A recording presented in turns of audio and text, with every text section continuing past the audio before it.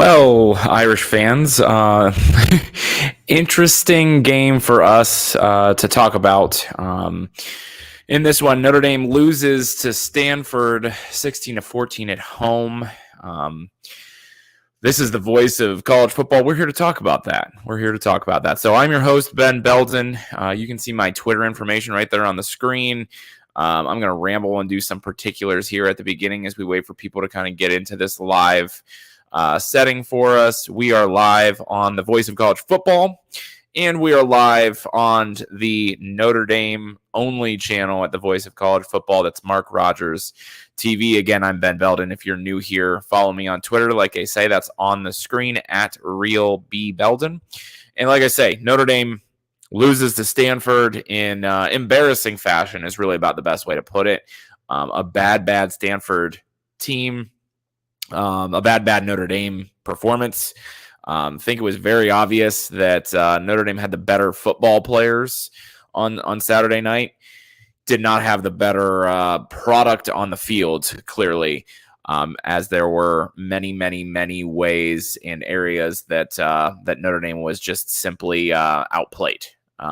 When the few things went right for Notre Dame, it was very obvious that, like I say, Notre Dame, better players, better talent, more talent, and somewhere along the line that ended up not mattering, and thus a very embarrassing loss at the hands of, like I say, a bad Stanford team. So we're going to digest all of that. Like I say, welcome in now that we've got a few people in here.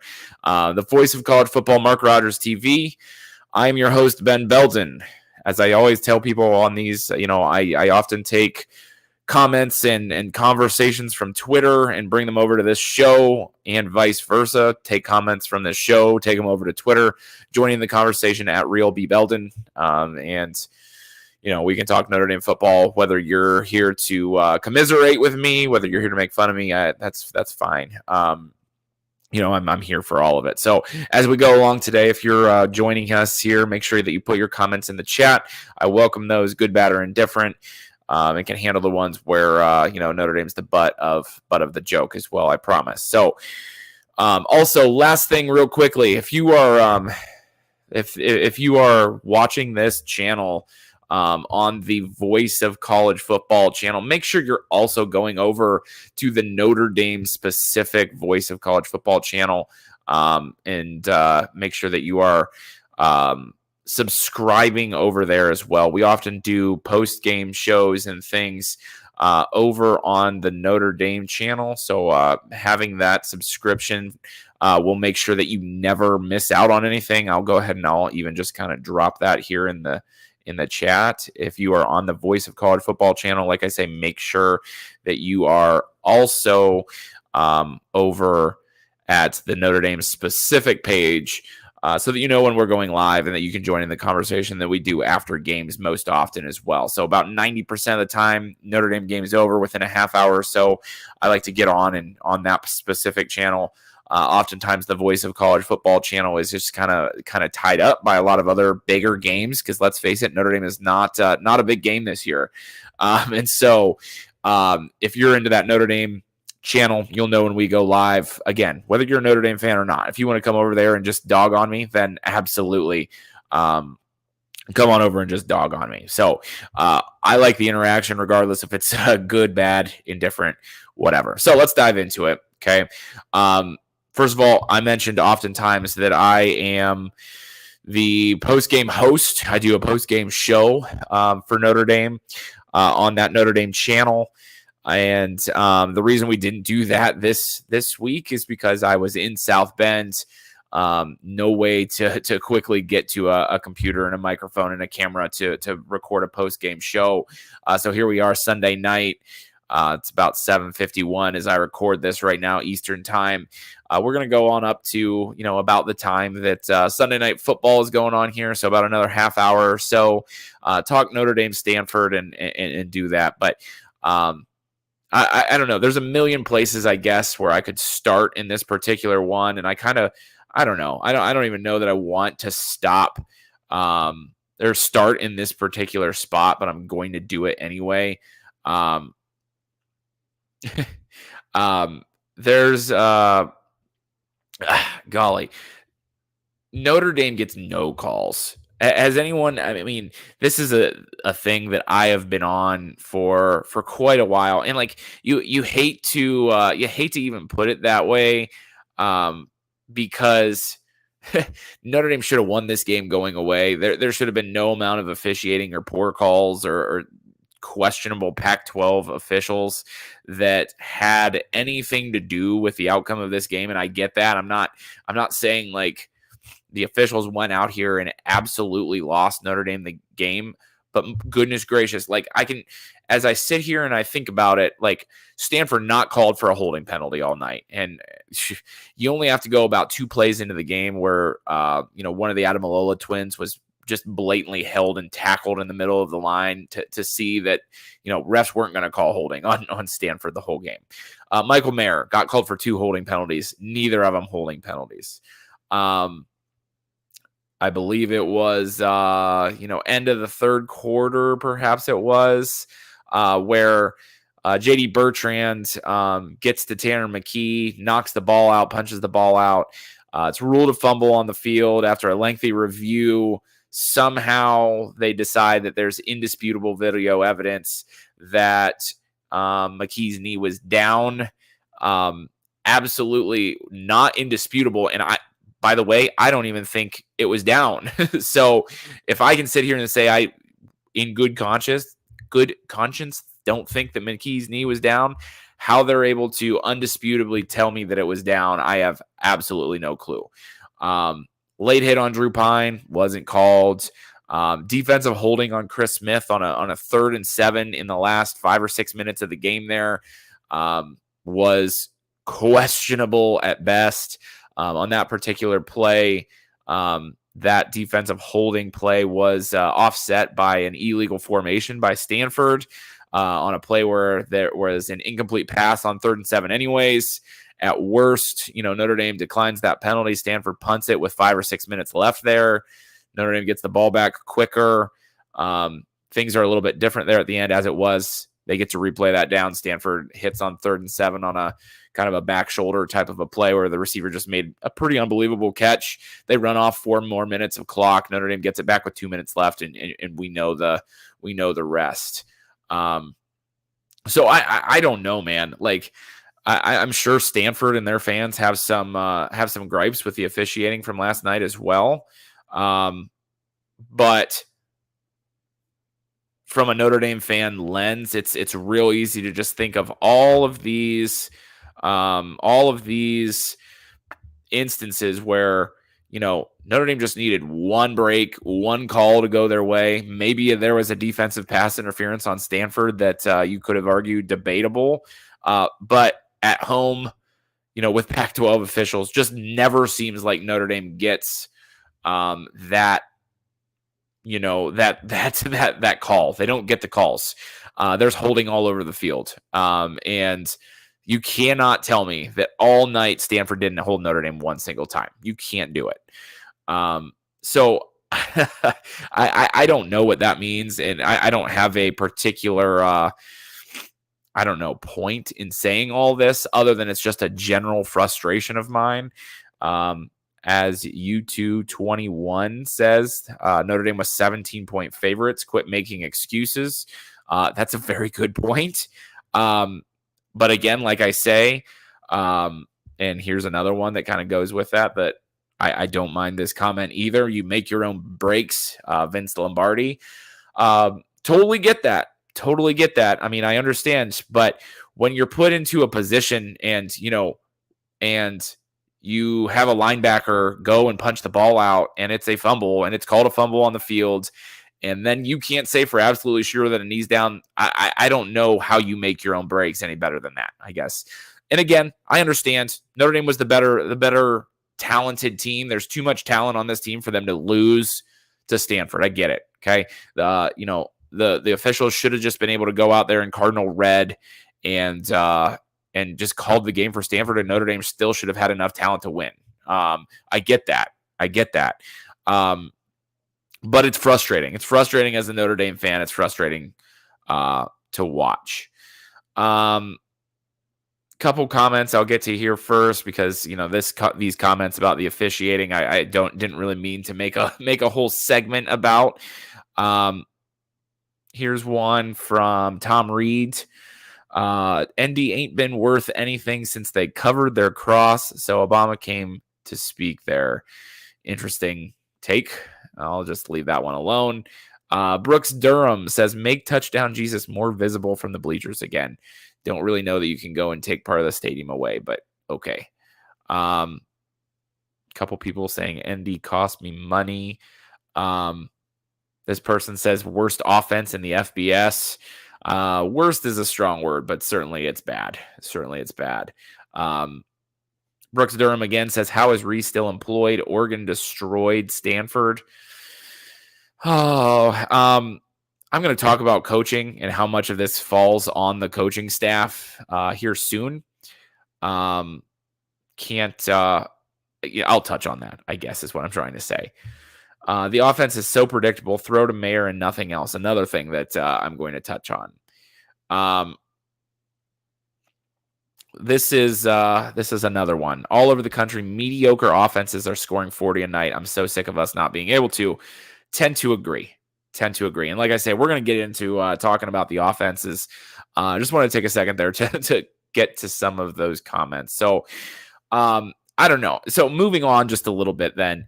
I talked about how, man, like I say, I hate talking about officiating. I don't know that I've ever really talked about officiating on this show before, but it felt somewhat appropriate to do so.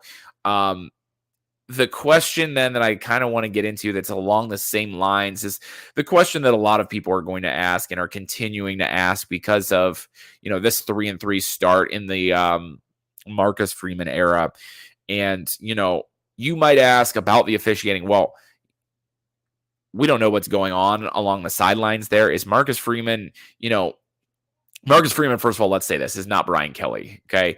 Marcus Freeman is a different dude than Brian Kelly. He's not going to lose his mind outwardly the way that Brian Kelly, red-faced and angry, lost his mind.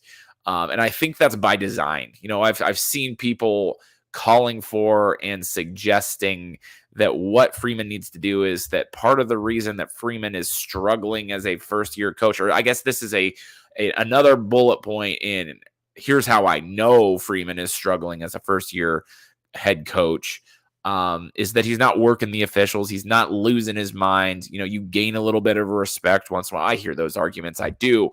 The other thing, the flip side of the coin, I guess, that I will say to that is that certainly, certainly Marcus Freeman by design is not going to do the same things Brian Kelly did. Because guess what? When Brian Kelly lost his mind on the sidelines, his team and, the members of the team took their cue from Brian Kelly. And if Brian Kelly has lost his mind, the team's going to lose their mind and they're going to be all out of sorts. And when you're the adult on the sideline, when you're the guy that, when you're the guy that the players are looking up to, you have to behave a certain way. And I have no doubt whatsoever that there have been times where Freeman wanted to just probably go out there and lose it, questioning a call, but takes the attitude very deliberately, like, I can't lose my mind right now because it's not going to do anything and it's not going to help my team. And so, for those calling for Freeman to start losing his mind like that, and there's been just a couple on Twitter, I guess, and like I say, I read tweets, and I don't mean to say that there's a lot of people saying this, but there's a few. And thus, I don't know. I just don't know that that's the answer here. But to the question then that everybody else is asking is, maybe not everybody, but there's also the suggestion that is Marcus Freeman as a head coach in general, whether you're talking about working the officials, whether you're talking about game management, whether you're talking about getting his team ready to play, whether you're talking about preparation and practice the week leading up to a game, when it's talking about scouting or whatever, what have you, is Marcus Freeman in over his head as Notre Dame's head coach. And if you're in there in the chat listening and you want to kind of answer that question, certainly, I guess you can give your opinion. I might put a few of them up on the screen. I see I have a few comments to catch up on as we go along here, but I'm going to give my answer as well. I have a tough time saying that that Freeman is in over his head. That's a very strong way, very extreme way of saying it, in my opinion. In over his head would make it sound like he has no clue what he's doing. And I don't know how you can look at what Notre Dame does, or at least what they try to do, and say Notre Dame's coaching staff has no clue what they're doing. I don't think that's what we're seeing from Notre Dame, from Tommy Rees, from Al Golden, from any of it. They know what they're doing. Okay, anybody that's played at a high level, and Marcus Freeman played at Ohio State. He's coached all over, Ohio State, Purdue, Cincinnati, Notre Dame. The way he's worked his way on up the ranks, he's been in enough places under enough good coaches, coached with enough good people, to know what he's doing, to have good ideas. He's surrounded himself with other guys that know what they're doing. Tommy Rees, Al Golden are good football minds. They're good football minds. So to say that they don't know what they're doing is not accurate in my particular opinion. But I don't know. On the other side, the flip side of that coin then is that why then, if Notre Dame has these good coaches, are they struggling so badly? So what I will say, I guess, is, if we're talking about a first-year head coach, if we're talking about a guy who is the head guy for the first time, are we seeing some growing pains as a result of those things? Yeah, I think so. I think so. But here's how I look at it. Okay. Brian Kelly, towards the end of his tenure at Notre Dame, had coached for, I don't know, somebody look it up for me, 30 some years. Okay. When you put all of his stops together, Grand Valley State, Central Michigan, Cincinnati, Notre Dame, now into LSU, had coached for 30 some years. Okay. And is what we're seeing from Notre Dame all that different from what we saw out of Brian Kelly coached teams? Is it that different? Is it that? Because I contend that it's not. Would a Brian Kelly coached team maybe be about 5-1 right now? Probably. Okay. But Brian Kelly is has 20 plus years of tenure under his belt, and still was having the same issues against bad teams that Marcus Freeman was showing in this showing at the beginning of his career.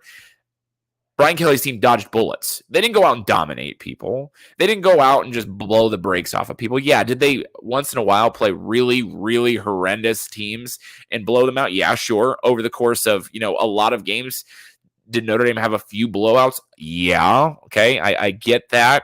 Marcus Freeman's coached for 6 games, 7 if you count the bowl.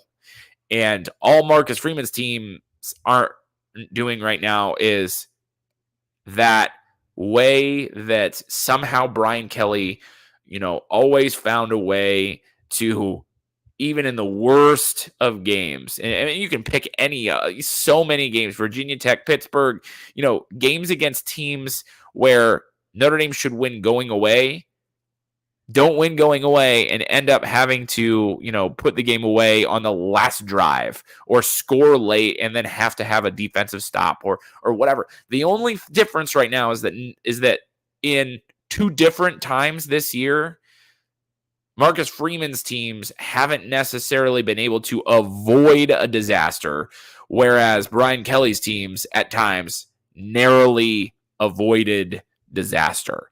That to me is the only difference. And you're talking about a Brian Kelly coach team. Brian Kelly coached teams that had, Brian Kelly was a 30-year head coach, and Marcus Freeman is barely been alive as long as Brian Kelly has head coaching experience. I mean, I'm exaggerating slightly, but do I make sense here? I mean, how can we, I would contend, if you watch the same game that I watch, okay, what I see is that Notre Dame actually has some good stuff once in a while. Here's an example. Okay. Twice in the first quarter last night, even in one of the worst games that we've seen Notre Dame play in terms of, the opponent, the quality of the opponent, getting shut out in the first half, whatever. Things terrible. Okay. But in the first quarter on back-to-back plays, Notre Dame should have scored touchdowns. Okay. There's the play to Michael Mayer where it sounds like, and I haven't gone back and watched the game twice. I've seen this kind of broken down on Twitter. I even asked for people to give their explanations on Twitter, because watching it live in the stadium, you don't necessarily, unless you're a referee, and that's the thing that you look at often. Excuse me. You don't necessarily catch that, that Mitchell Evans is not supposed to be on the line of scrimmage in that particular player, that Notre Dame had lined up wrong. That's not something that the average person sees. But regardless, that's a snafu. It's a game of inches type of a snafu that ended up taking points off the board for Notre Dame. Is that Marcus Freeman and Tommy Rees's fault that Mitchell Evans didn't line up the right way and it cost Notre Dame points? There's an argument to be made. Absolutely. But it's not like those guys told Mitchell Evans, hey, you got to line up this way. They didn't teach him the wrong way to do it. Do we think that? Because if you're going to make the argument that Marcus Freeman, Tommy Rees, on down the line don't know what they're doing, that's what you're insinuating. I don't think that's the case. For Notre Dame. And so there's that play.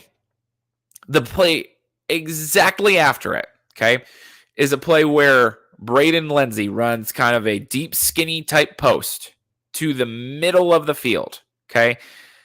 Should have been a touchdown, wide open. Drew Pine airmails it out the back of the end zone, doesn't even throw it in the same area code as Braden Lindsay. Doesn't throw it in the same vicinity. The best receiver in the world wouldn't have caught that pass. And the reason I say it that way is because I've been very, very critical of Braden Lindsay. I've said that Braden Lindsay is a guy that if Braden Lindsay was playing really good, Notre Dame would be playing really good. And I very much believe this. But, I'm critical of Braden Lindsay because he's a fifth-year senior, and I just don't see the production out of him. But then you watch him get wide open and should have just, should have had a touchdown, but the quarterback isn't there. The quarterbacking isn't there, I guess is how I should say that. The quarterback doesn't put it on the money so that Braden Lindsay can score right there. And that's two plays in the first quarter, back-to-back plays where Tommy Rees dialed up plays that was going to get Notre Dame a score. Back-to-back plays. And Notre Dame's players didn't execute the way that they should have. Now, there's also an argument to be made here that, obviously I'm making the argument in that vein that it's an execution error over a coaching error. It's not like Marcus Freeman and Tommy Rees taught them wrong. It's not like they taught them, hey, when you got a receiver open, airmail it out the back of the end zone. That's obviously not what they say at practice, okay? However, when you're a coach, the flip side of that coin then becomes you get simply what you tolerate, okay? And if you tolerate Drew Pine missing receivers, if you tolerate Mitchell Evans, who was playing in his first game all year, lining up the wrong ways to the point where it costs you points, if you tolerate that and you let it keep happening and there's no ramifications for it, then that's coaching error and that's coaching malpractice.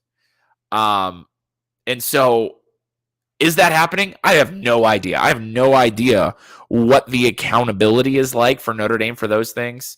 However, I do know that I've watched Drew Pine miss opportunities. I watched him miss opportunities against BYU. If you watched my show last week, I talked ad nauseum about missed opportunities, about how, his first two dropbacks of the game, both of them should have had an open receiver. One of them should have been a touchdown. But because he had a little pressure in his face, he missed. And one of them, he scrambled and had Jaden Thomas wide open in the middle of the field which led to a punt, which led to BYU points, so on and so forth. Okay. I've watched Drew Pine miss enough that I sit and think, not it. Not it. And that's another point, as I kind of check my notes here that I have to talk about going forward. But so I don't know. I don't know about that accountability piece. It's hard to say. It's hard to say because here's the other thing. What we don't know about this quarterback situation that I'm going to touch on here in a hot second is, well, obviously we see how Drew Pine messes up because we get to watch it on Saturdays. We get to pick it apart after Saturdays. We see it. It's out there for everyone to see. We don't see the ways that right now everybody's calling for Steve Angeli to be the quarterback who is currently the backup, obviously. We don't see the way that he messes up, okay? Because if he never messed up, he would be the starter at this point, I would think. And if that's not the case and I'm off, which I'll never know, but if it is a situation where, Steve Angeli is actually perfect in practice and, then whatever, okay? Then that's bad. That's bad. But I don't think that's the case. So I don't know, guys. I don't know. This whole notion of, Marcus Freeman doesn't have this team ready to play, to me, to kind of summarize this point here, is just bogus. It doesn't make sense. What's he supposed to do? When people say that, like, this is a trite thing that when people on podcasts say this, when people on, on Twitter say this, if I can't ask this all the time, but when people say they weren't ready to play, how do you know? Yeah, do you understand? Like, how do you know what's in those players' minds, their heads? How can you tell that they're unfocused? Is it lack of focus, or is it just not good enough? Is it lack of focus, or, the other team made a play? Is it lack of focus, or, and I think lack of focus and, making mistakes aren't always hand in hand. Yes, certainly, you line up the wrong way, that's lack of focus. But is fumbling a lack of focus? Is fumbling the ball not ready to play? I don't know. I don't know the answers to those particular questions, to be honest with you. I just think it's bogus to say Marcus Freeman doesn't have these guys ready to play. How you can say that at this point when you just went through 12 years of Brian Kelly, I don't know, because Marcus Freeman, it's not Marcus Freeman's fault that he inherited this quarterback room that was left the way that it is, with a guy that had never taken really hardly a meaningful snap outside of a game or two in Tyler Buckner to start the season, and then Drew Pine is the next best option. I mean, I don't know. And again, like I say, I'll have plenty more about Drew Pine here in a second. But I don't know. To me, to come in, to have any type of an argument where you could say Marcus Freeman is not the answer for Notre Dame after what we've seen thus far, I don't know how you could see that, because it's not all that different than it was with Brian Kelly. It's not, okay? Like I say, we went from dodging bullets and avoiding disaster so that we just forget about it for the most part to, well, guess what? A couple bullets landed, okay? And I don't know that the bullets that landed are Marcus Freeman's fault, in my opinion. What I'll say is this: Marcus Freeman's a different guy than Brian Kelly. We sat and we criticized Brian Kelly for throwing players under the bus, for never blaming the right people, for saying the same trite phrases over and over and over and over and over again. And now we have Marcus Freeman, who has at the very, very least established a culture of top-down accountability at the very least, and who is a guy that the players know and the players will play for and the players like. Is there any lack of intensity for Notre Dame? Is there any point where you say, well, these players aren't trying hard, or they're apathetic, or they don't care? No, there absolutely isn't. Okay. In fact, this is a conversation for another day, but dang it, I wish that Notre Dame's crowds would feed off the players a little bit, because The players are trying to get up for third downs. The players are trying to make it loud. The players are trying to have fun. The players are trying to make it a great atmosphere. And all Notre Dame fans do, for the most part, is sit there and scoff at those of us who want to get up and stand on third down and yell and make the place loud and all of that. So there we go. The players play for Marcus Freeman. Marcus Freeman is going to try harder in recruiting than Brian Kelly is. He's going to take a different approach. And it's going to take some time for Brian Kelly to work out growing pains, for him to get a full, for Marcus Freeman to work out growing pains, to get a full Marcus Freeman class.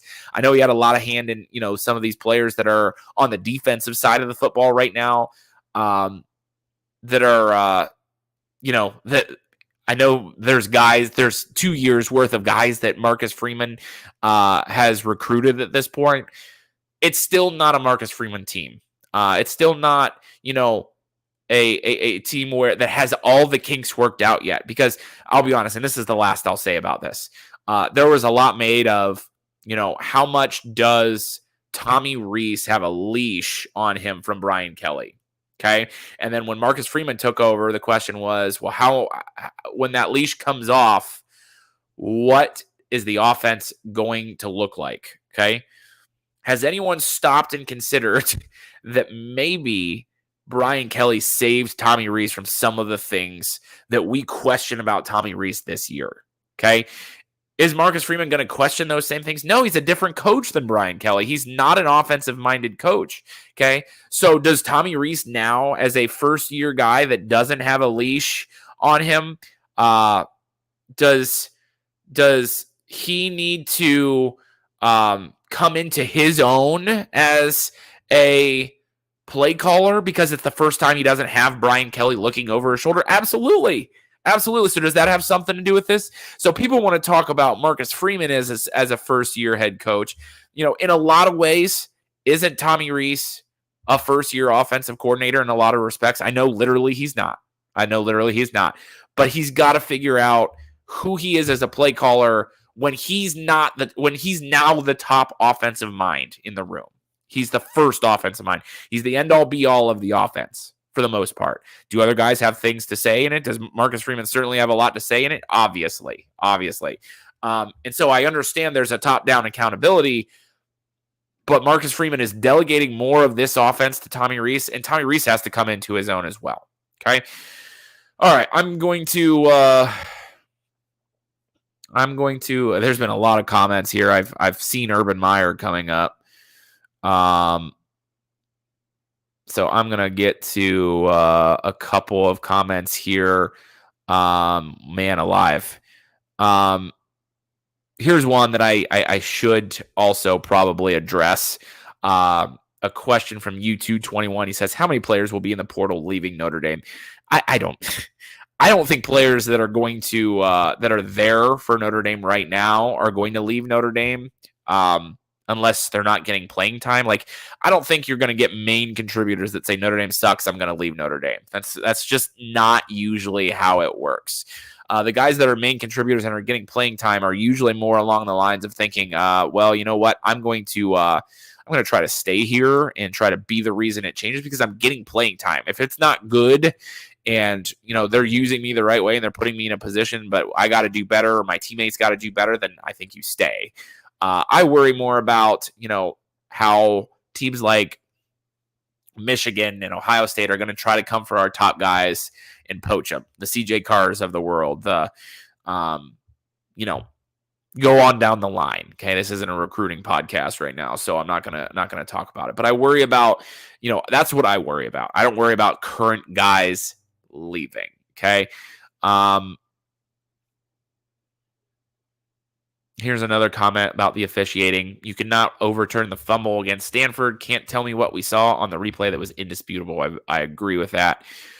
Here's another comment that I meant to touch on. Rees has to go. Here's another thing. Okay. And this, I think, was made before I went on my rant about Tommy Rees, but obviously he's got to come into his own. I'd be careful of saying that Tommy Rees has to go because you can, again, like I say, does Rees have to come into his own as an offensive coordinator, as the guy who calls the plays? I would say that's fair. I really would. But if Tommy Rees gets canned or he leaves or whatever, you understand that there's offensive guys in the class of 23 and 24, the CJ Carrs, the Jaden Greathouses, the Rico Floreses, go on down the line, okay? Recruited by Tommy Rees that would potentially think about flipping if Tommy Rees were to go. So, it's not everything happens in a vacuum. And something like that is a great, great example for this. Be careful about Tommy. Be careful what you wish for, okay? Because I think Tommy Rees is going to end up being a really good coach. Can we get frustrated with him? Am I frustrated with him? Absolutely. Absolutely. So I don't know. That's about all I got to say about that. To take a page from Forrest Gump. Looking at a couple more. I'm going to address this. I don't agree with this comment. Says, Freeman seems like a nice enough guy, but he was a woke and desperate hire. Was he? Because I think that a lot of people would have liked to inherit what Brian Kelly got, to be honest with you. Were you going to get a top-notch guy, I don't know, a huge name? No, but certainly could you have gotten a guy with head coaching experience? Yes. I mean, you absolutely could have. Would that have been better? I don't know, because the sample size is too small. I don't know how you call him a woke hire. I assume the conversation about him being a woke hire is because you wanted to hire a guy who's an African-American, a young African-American. And I couldn't, that's not why Notre Dame made this hire. That's just, it's not. He was a great recruiter. The players really respected him. Good football mind. And is going to obviously have taken his lumps. But in the end, after a bigger sample size, I don't think you'll have these same conversations about him. I think you're going to talk about him as a great recruiter, a guy that showed resilience and toughness, and that's what you want for these guys right now, and a guy that's going to bring this team forward. I really, really do. Next comment says, can we give Angeli a shot this year? Oh, boy. I'll talk about that in a minute. Okay, here's a similar comment that Freeman should have made his bones at Cincinnati or some other smaller program. I say these things from time to time, too. Would I have liked Marcus Freeman or even Tommy Rees to have had their first big-time jobs as coordinators or head coaches be at smaller places and then come to Notre Dame? Sure. Okay. Would have allowed probably for them to get some of those kinks worked out and to work out better at Notre Dame? Sure. Do I have a problem that Notre Dame took flyers on guys that have really high upside as assistant coaches? And yes, Tommy Rees still has very high upside as an assistant coach, as a coordinator. There's enough football people in the world that are smarter than me that know Tommy Rees's value and what he could be. Right now, Tommy Rees is working through some quarterback struggles. There are times where receivers are open, they're not even thrown to. There are times that receivers are open and they, quite frankly, just don't make the play. The quarterback doesn't make the right read, whatever. Tommy Rees is going to be a good assistant coach. We got to be patient with him, in my opinion. 9-3 or 8-4 this year. I don't know. I don't want to talk about that right now. Somebody says, thanks for the comment, Falcon ERX. Boston College will beat the Fighting Irish. Anybody's guess at this point, to be honest. Notre Dame could be playing championship level football at the end of this year, for all I know, and it wouldn't surprise me. Do I want Urban Meyer? No. No, I do not want Urban Meyer. Hire Urban Meyer at this point. Freeman is not the answer. Couldn't disagree more. I'm gonna lots of talk about Brian Kelly here. Got a comment. I gotta assume then that this is Mark. Amen to that, Ben. I say that all the time. I don't know if they were looking ahead. Too many people make too many assumptions about what is going through people's minds. Yep. That was in reference, I'm sure, to the not being ready to play part. Oof. Catching up on a couple of comments here. Want to make a couple comments about Drew Pine and then maybe do something fun here at the end. So, I'm surprised nobody else had brought up Tobias Merriweather here. Like I say, I was in the stadium all night last night, so I didn't tweet the game like I normally do. But if you could have heard me saying to everybody around me, Tobias Merriweather has one-on-one. Tobias Merriweather has one-on-one. Tobias Merriweather has one-on-one. Stop me if you've heard this before. Tobias Merriweather has one-on-one. And it was all first half. They were covered him with one guy. And I'm saying, my gosh, just let him run a route, go max protect and let him run a route and throw him the ball. And what did they do the one time? Did pretty much that. Threw him the ball in one-on-one coverage. He scored a touchdown. He was open for another touchdown. Pass was overthrown / he wasn't looking for it, which, they just weren't on the same page here. I don't know whether to put that one on Tobias Merriweather or Drew Pine, but he was open once and then was open again. Oh, man. Here's a comment that I agree with. That is a counterpoint to a point that I made earlier. Tommy made that QB room. QBs are all on him. Recruiting and development. Stop giving Tommy excuses. Okay, listen. There's a lot of good points. There's a lot of credence to that point, I guess is what I'll say. Tommy had a big-time hand in who Notre Dame recruited, okay, at quarterback. Brian Kelly probably had more, to be honest with you. Brian Kelly was the quarterback guru. Brian Kelly was the guy that was supposed to be the offensive mind that would tutor Tommy Rees, that would help Tommy Rees develop these quarterbacks, and it didn't happen.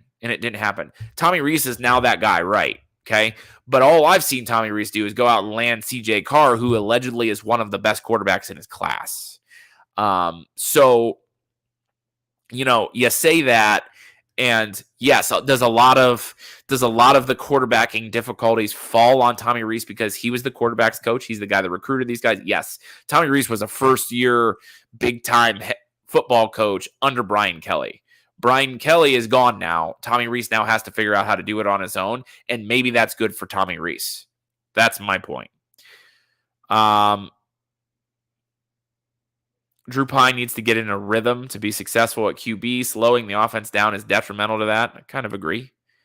I think Drew Pine's good for what Drew Pine is, and that's a backup, a guy that's going to distribute it, a 1 or 2 read quarterback, unfortunately, and he's shown why he was not the starter.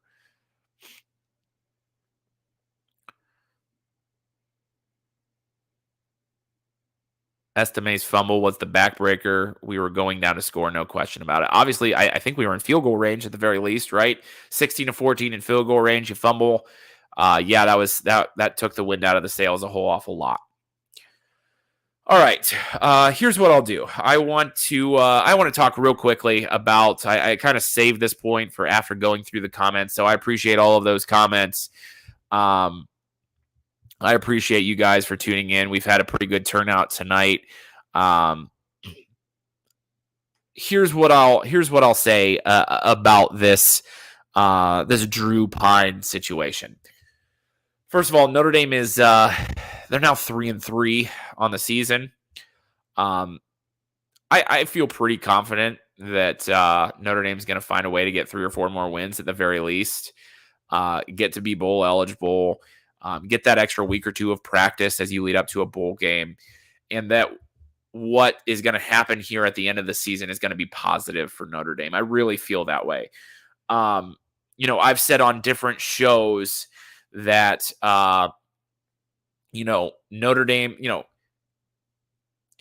this is going to sound contradictory when I make these 2 points, but on one hand, Notre Dame is going to take their lumps this year, focus on how much better this team gets after losses like Marshall and now Stanford, and see how much better they are from those losses to where we are at the end of the season. Because at this point, you're at the halfway point of the season. Okay, you can kind of draw a line in the sand now. Went 3-3 in the first half of the season. What are we going to do? How have we learned? What changes are we going to make? How are we going to grow the rest of this season so that 2023, 2024, you're ramping up for a peak, because that's what Notre Dame does. You develop, you put things in place, you try to hit it out of the park once every 3 or 4 years. That's what you want. And then you hope then that when you do that and you do that consistently, then you start to, develop a little bit of depth. You start to, fill in on some of these spots so that you don't have talent gaps. And now you're looking at more of a machine than what you've got. Okay. To me, Drew Pine, he's shown you what he is at this point. He's a guy that can get hot, a guy that, in a backup role, if your top guy goes down, he can be a very formidable guy that can, that can manage a game, get hot, put up some good numbers. He's got decent arm talent. He's just not the all-around guy that you want. He's not the game changer, the playmaker, the backyard football guy when you need him to be a backyard football guy, the guy that's going to make plays on the run. I don't know that Steve Angeli is that guy, but I wouldn't mind finding out at some point. I wouldn't mind, and that doesn't mean it has to be a wholesale switch at this point. If you don't care to, if Steve Angeli isn't ready to come on and run the whole playbook from the beginning of the first quarter to the end of the fourth, I understand that, to be honest. But at this point, I don't know what you have to lose. I think there was a reason Drew Pine was named the backup to start the year. And you're seeing that today. You're seeing that in the present play out. And, I don't know. And to me, the thought is, in that particular game against a bad opponent, let me bring up Drew Pine's stats here. You're 13 of 27 for 151 yards and 1 touchdown and a QBR of just over 30 isn't good enough. You take away a big play to Tobias Merriweather, and those stats are just real bad. I don't know.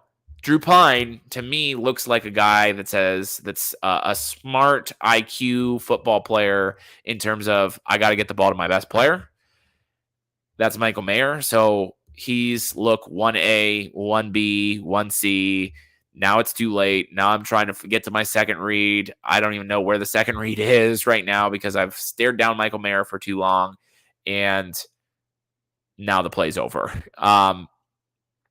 He completed 13 passes last night. Drew Pine did. Michael Mayer caught 5 of them. No other player caught more than 2. Styles caught a little dump off. Lindsay, a slant. Merriweather, the long one. Estime caught 1. Jaden Thomas caught 1. Logan Diggs caught 1. You get my point. Not spreading the ball around. And that's what you want Drew Pine to do, is to be the guy that spreads the ball around. He's not doing it. Would I like to see Steve Angeli at some point, whether it's, the third drive of the game against UNLV here in a week? Yes, I would. I think you've got to do that at this point, to be honest with you. So I don't know. I don't want to sit here and dog on Drew Pine. I really don't. Because, there's a lot of good redeeming qualities about Drew Pine.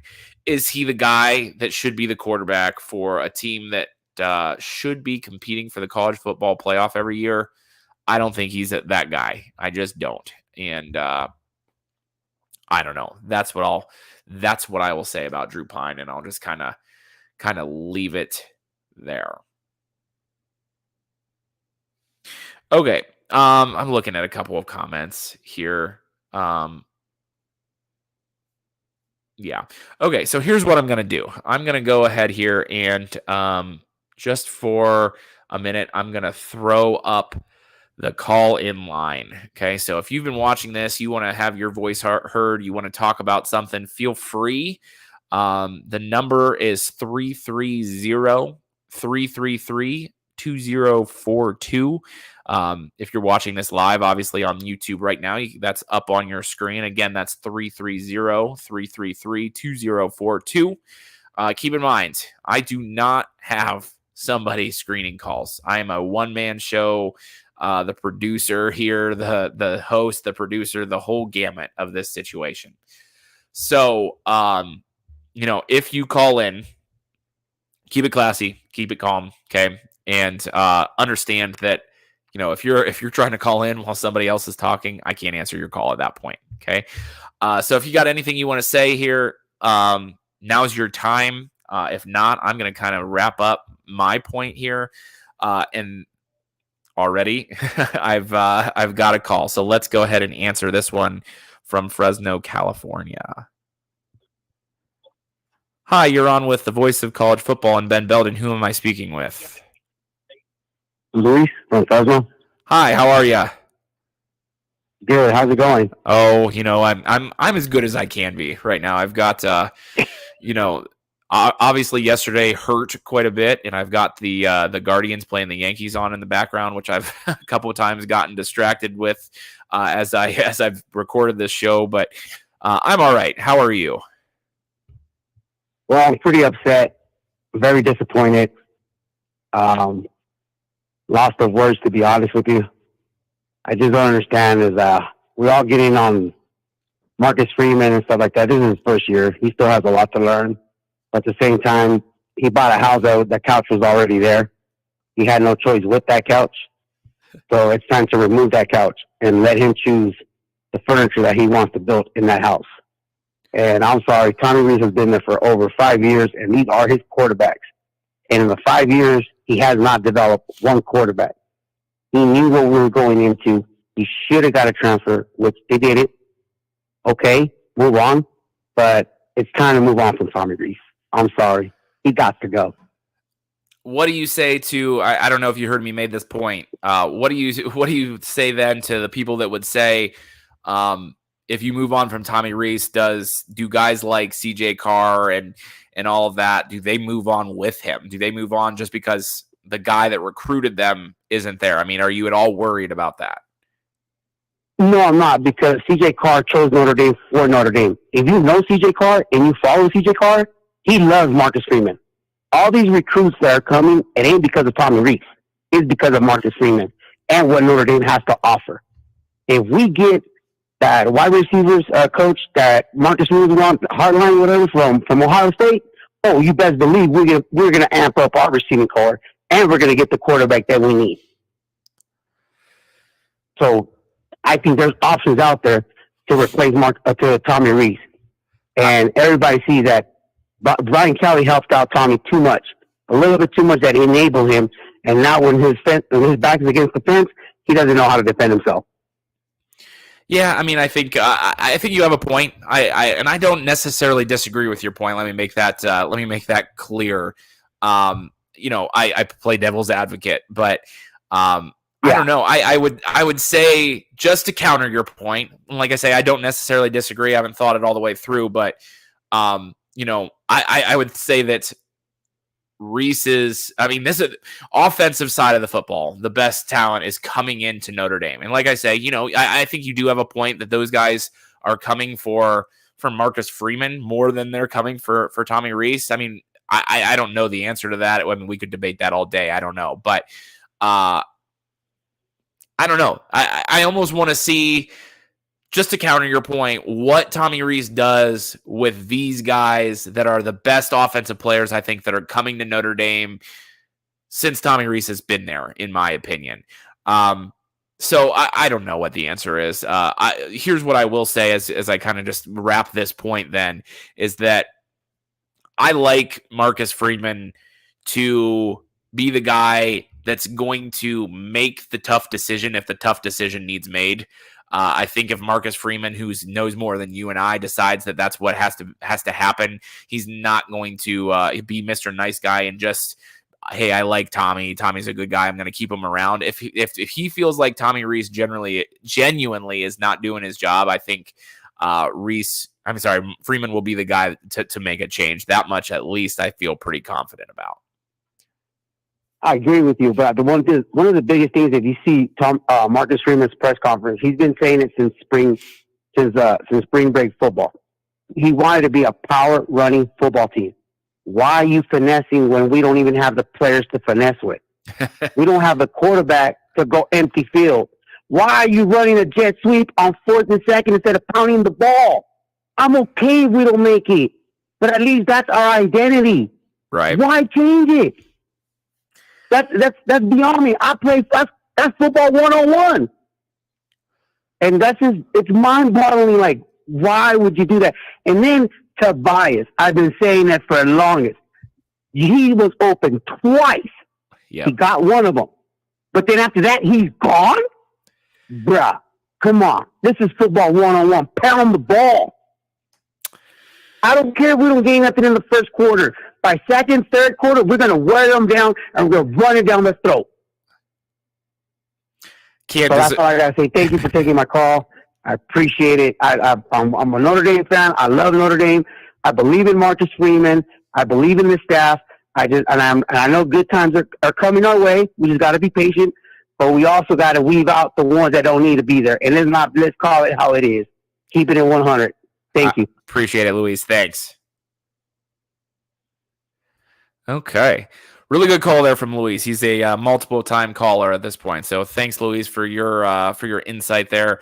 Again, to react to that a little bit, I don't necessarily disagree. Again, I'm always, not that I coach at a super high level, but I do coach high school sports, and I'm a head coach for a basketball team. I don't know. So from my coaching lens, always says be careful about about wishing coaches gone, I guess. I'm never going to sit here and be the guy, this guy needs fired. Again, like I said, if it comes down to Marcus Freeman being the guy that at the end of the day looks at it and says, hey, a change needs to be made, I'm confident Marcus Freeman makes that change. I don't think that Marcus Freeman, one of the knocks, one of the criticisms of Brian Kelly always was that he hired his friends and he kept his friends around. Brian Polian, who might be the worst special teams guy in the world. So that was the knock on Brian Kelly. I don't think Reese is going to be that guy. I really don't. I don't think Freeman is going to be that guy with Reese, I guess is what I meant to say. So if a change needs to be made, I think a change will be made. David Solomon here. I like this. I'm going to put this up on the screen. He says, good points. Both the offense and the defensive coordinators are trying to do things with their personnel that they aren't capable of accomplishing. I don't know. I think that there's a little bit of truth to that, a little bit. I also think that Tommy Reese, especially, thought Tyler Buckner was going to be his quarterback for the whole season and designed an offense for Tyler Buckner that now Drew Pine has to run. I think that there's a lot of truth to that as well. Here's another comment. I didn't talk about this. And again, if there are other callers out there, I'm going to hang around here for another couple minutes or so. So feel free, hit that call in line, 330-333-2042. Derek says, bro, we ran a jet sweep with our slowest wide receiver on 4th down. Unpopular opinion here. Unpopular, I know. I didn't hate that play call. I really didn't. You watch football on Saturdays or Sundays, there's a lot of teams that are going to that jet sweep and in short yardage situations, especially because it's just a play that catches the other team off guard. So I don't hate the play call as much as I hate the fact that it looked like the player in Jaden Thomas who was running the football didn't look like he was comfortable running the football and had a cutback early on in that run that could have got him the first down. To me, it's like, why are you not handing that to Lorenzo Styles? Or why are you not why are you not putting Chris Tyree in a slot more often and then letting him, you certainly can't just run a jet sweep every time Chris Tyree goes to the slot. I get that. And so if that was the first time Chris Tyree was ever in the slot on that particular play, then that probably would be a major tip to Stanford. We'd criticize that. But why doesn't Chris Tyree come on the field, motion out of the backfield real quick? You come out and maybe like a a 2 running back type of a set. He motions out of the backfield and then runs the motion back for a jet sweep. That would be something I would do. Those are the questions I have. I don't know. I think, the play was executed poorly, and then if it wasn't executed poorly, it could have worked out. I mean, if he gets it on that, is anybody sitting here on this show or any Notre Dame show anywhere and saying that that's a dumb call? Probably not. You don't even remember it happens. So, I mean, we also have to understand that at times we are going to harp on these things because it didn't work, not because it was a bad play design, but because it was executed poorly. And that's been kind of some of my point throughout the show today. So, I don't know. Here's the point again that I will that I'll leave with, as it sort of seems like we're out of callers today. So we'll kind of wrap it with this, unless somebody calls in about the next 30 seconds. This Notre Dame season is going to continue to be about growth. Okay, it's going to be about growth for its players. It's going to be about growth for its It's going to be about growth for its coaches, okay? Head coach, offensive coordinator, whatever. There's a fine line here. We're talking a lot about being patient. We're talking about a lot about, all of that type of stuff, okay? I agree that teams, that fans need to be patient with this particular team, with this program, with Marcus Freeman, with all of that. I can also agree that there's no way that even a team that is going through the growing pains that Notre Dame is going through should have lost that game on Saturday night. They shouldn't, okay? Winning and losing matters. It's a measure of how much and how often you're doing the things necessary to win. Marcus Freeman makes that point very beautifully, that don't worry so much about winning and losing in the product. Do what's necessary. Concentrate on what's necessary to make that product good. Well, that's true. But winning and losing matters because it's a measure of how often you're doing those things. Notre Dame isn't doing the things to win often enough. And what I need to see from Notre Dame moving forward is making winning plays. Listen, if we go out and we watch Notre Dame lose a 35-28 game against Clemson later this season, after a game of relatively mistake-free football, but Clemson just has better athletes and better players and has been there before, fine. Okay. What I can't see is fumbles, dropped snaps. Okay, that was another thing. I didn't go back and rewatch the play, but I believe it was the last play of the third quarter. Notre Dame was trying to go long with both Merriweather and Lindsay, and Drew Pine dropped the snap. Now, whether it was a bad snap or Drew Pine just dropped it, I'm not sure. Again, I'd have to go back and look.